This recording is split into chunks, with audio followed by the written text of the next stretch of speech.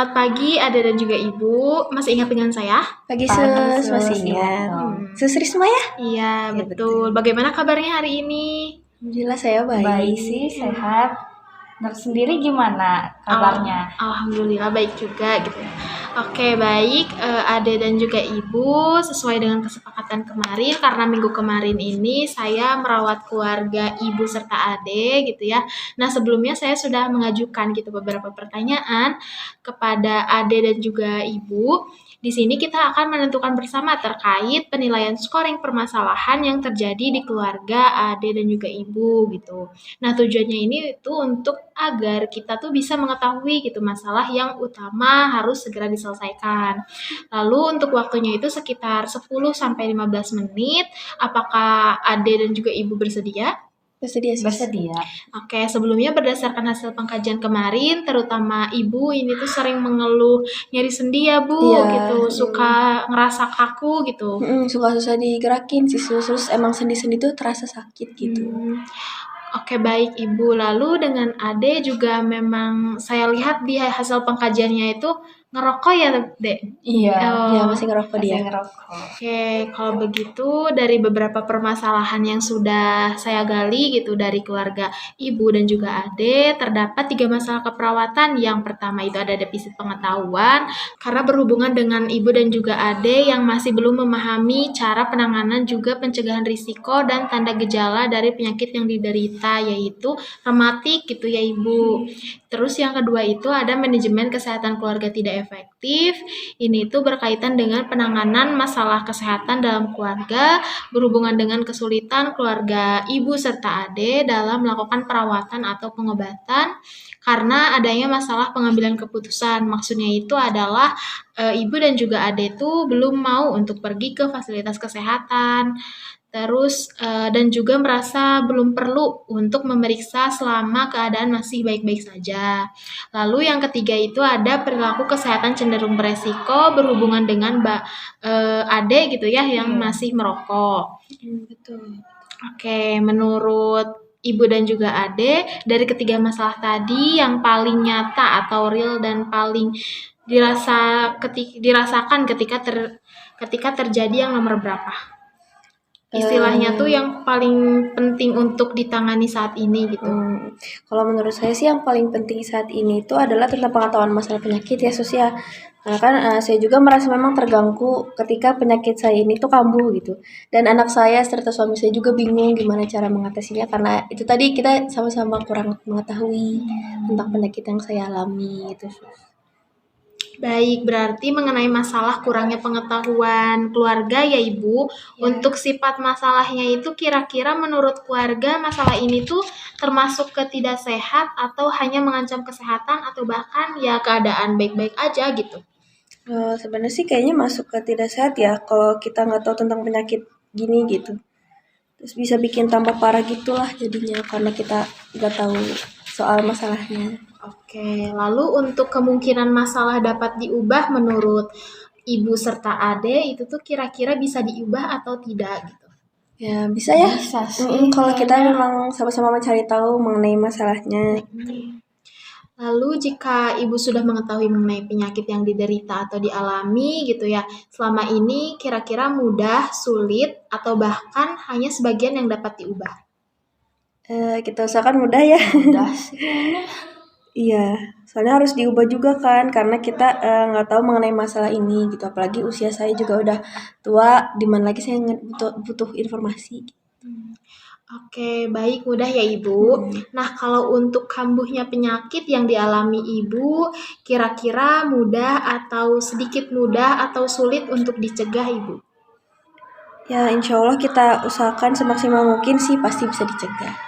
Oke, baik Ibu. Kalau untuk menonjolnya masalah menurut Ibu serta Ade mengenai ketidaktahuan Ibu serta Ade untuk menangani penyakit yang diderita, apakah termasuk masalah yang berat dan harus ditangani gitu segera, atau masalah ini tuh tidak perlu secepatnya untuk ditangani, atau bahkan masalah ini tuh diabaikan saja karena memang kita tuh ngerasa tidak dirasakan masalahnya.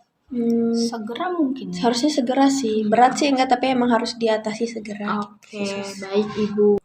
Nah, menurut Ade serta Ibu gitu, masalah selanjutnya yang memang perlu untuk segera ditangani itu masalah yang nomor berapa yang tadi sudah saya sebutkan di awal? Oke, paling itu sih ya Sus, yang manajemen kesehatan keluarga. Soalnya kan itu harus ya, apalagi emang harus ke rumah sakit gitu untuk periksa segala macam. Itu harus Baik, sih. berarti yang diagnosa kedua ya Ibu, untuk Ya, sifat betul. masalahnya itu kira-kira menurut keluarga masalah ini termasuk tidak sehat atau hanya mengancam kesehatan atau ya keadaan yang baik-baik aja gitu. Itu mah termasuknya ke ancaman sih ya, Iya, karena ngancem sih. itu bisa berpengaruh ke kehidupan kitanya juga kan, ke kesehatan kita juga. Oke, lalu untuk kemungkinan masalah dapat diubah, menurut Ibu serta Ade ini kira-kira bisa diubah atau tidak? Bisa Bisa ya, sih, bisa diubah. karena kalau kita udah tahu juga gitu, kita teh harus periksa kalau misalkan emang sakit. Oke, baik lanjut ya Ibu dan Ade. Kalau potensi masalah dapat dicegah, kira-kira menurut keluarga mudah, cukup mudah atau sulit untuk dicegah? Misalkan masalah tersebut tuh bisa kita bantu untuk mencegahnya kalau keluarga ada kemauan. Cukup mudah sih ya, tapi tergantung suami saya sama anak saya mau nganterin atau enggak, karena kalau naik ojol juga kan termasuknya mahal ya. Oke, kalau untuk menonjolnya masalah, menurut Ade serta Ibu, mengenai masalah pengambilan keputusan untuk melakukan pengobatan, apakah termasuk masalah yang berat dan harus segera ditangani, atau memang masalah ini tuh tidak perlu secepatnya ditangani, atau bahkan masalah ini bisa diabaikan saja karena memang tidak dirasakan. Kerasa sih Sus, bisa ditangani, tapi kayaknya emang ada yang lebih penting gitu ya.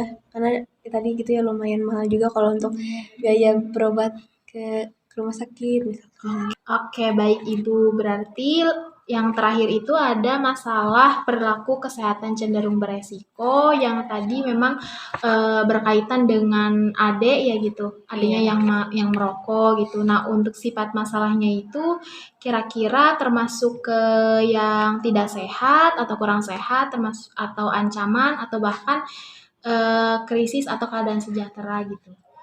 Ya menurut saya memang ngancam ya, Sus mah karena kan ngerokok ya tadinya sehat, terus tiba-tiba ngerokok ya mengancam kesehatan sih. Tapi anaknya susah dikasih tahu. Susah. Gimana ini? Udah gak berasa apa-apa. Iya katanya.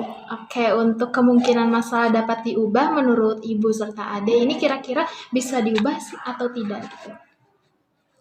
Menurut saya mah gak usah diubah ya. Iya tuh susah Sus dia masih pengen ngerokok kayaknya ke Oke. susah sih kayaknya. Nah, baik lanjut ya Ibu dan juga Ade. Kalau potensi masalah dapat dicegah, kira-kira menurut keluarga mudah, cukup mudah atau sulit untuk dicegah?